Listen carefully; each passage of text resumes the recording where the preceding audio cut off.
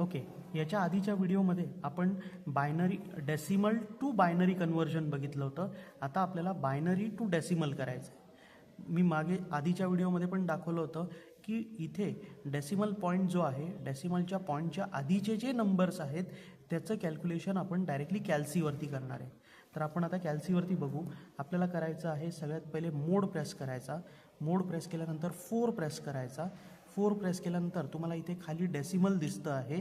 तर आपल्याला डेसिमल नको आहे, आपल्याला हा जो आकडा आहे कोणता आहे, आपला बायनरी आहे. तर आपल्याला बायनरी पाहिजे म्हणून आपण लॉगचं जे बटन आहे त्याच्यावरती बिन लिहिलेलं आहे म्हणून आपण लॉग बटन प्रेस करणार. आता इथे तुम्हाला बिन लिहिलेलं दिसणार आहे म्हणजे बायनरी दिसणार आहे. आता आपल्याला नंबर कोणता टाकायचा आहे, 11011 असं प्रेस केलं. हे प्रेस केल्यानंतर परत आपण इक्वल टू प्रेस करणार म्हणजे तुमचं बिनच्या खाली आता लिहून येतं आहे हा जो आपण नंबर लिहिलेला होता तो. आपल्याला याला कशामध्ये कन्वर्ट करायचं आहे तर डेसिमलमध्ये.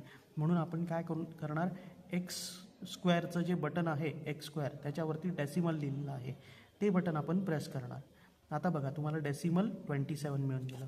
म्हणजे हा जो आपला नंबर आहे याचं इक्विवॅलंट डेसिमल किती आहे, 27. आपण डेसिमल देणार. ओके, आता डेसिमलच्या नंतरचं म्हणून परत एकदा लक्षात ठेवा की बायनरी डेसिमल असो किंवा डेसिमल बायनरी असो, दोन्ही कन्व्हर्जन करताना पॉईंटच्या आधीचे जे आकडे आहे ते आपण कॅल्सीवरती कॅल्क्युलेट करणार. आणि पॉईंटच्या नंतरचं आता हे कसं करायचं तर आपल्याला लिहून घ्यायचं 110 हा नंबर आहे, ह्याला आपल्याला डेसिमलमध्ये करायचं आहे. तर हा नंबर आपण असा ॲरो करून एकाखाली एक लिहिणार आहोत. ओके, म्हणजे 011 लिहिलं. आता याला काय करायचं, मल्टिप्लाय बाय 2 करायचं तिघांना. ओके, आणि मल्टिप्लाय बाय 2 करताना आपल्याला खालून वर जायचं आहे. तर खालून वर जाताना याला 2ला पॉवर द्यायची, -1 -2 आणि -3 असं पॉवर द्यायची. आणि हे आपल्याला कॅल्सीवरती कॅल्क्युलेट करायचं आहे. आता इथे मल्टिप्लाय बाय 0 असल्यामुळे इथे काही येणारच नाही. मल्टिप्लाय बाय 0 असल्यामुळे डायरेक्टली 0 येणार. ओके, आणि आता तुम्ही कॅल्सीवरती 2⁻² करायचं आहे तुम्हाला. आपण हे बायनरी काढलेलं काढून टाकू.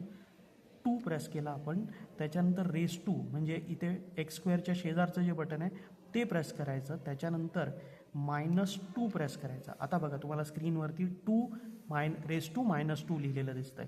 इज इक्वल टू दाबा, मग तुम्हाला मिळतं 0.25.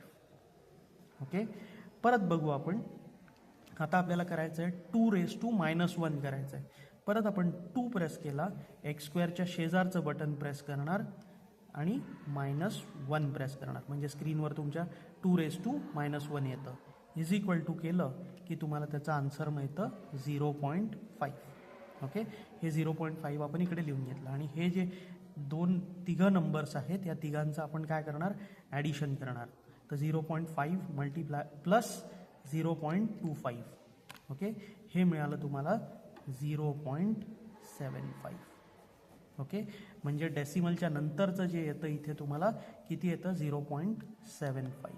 0च्या आधीचं लिहिलेलं आहे आपण, इथे लिहिणार तुम्ही 75.